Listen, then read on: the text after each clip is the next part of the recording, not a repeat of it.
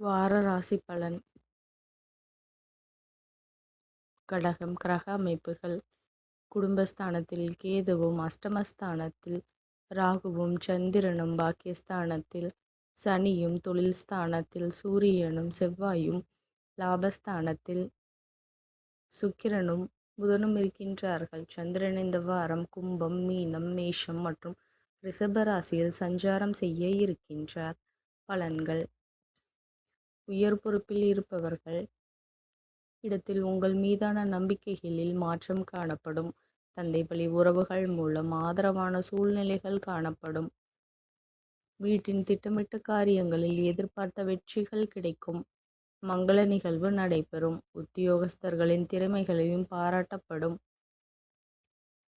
உடலில் இருந்து வந்த பிரச்சனைகள் அகலும். நண்பர்கள் மூலம் உதவிகள் கிடைக்கும். உடல் ஆரோக்கியத்தில் கவனம் வேண்டும். பொன்பொருள் சேர்க்கைகள் உண்டாகும்.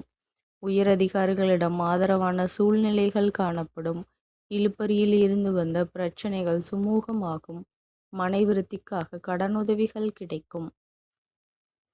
வழிபாடு. ராகு காலத்தில் துர்க்கை அம்மனுக்கு தீபம் ஏற்றி வழிபட காரிய தடைகள் நீக்கும்.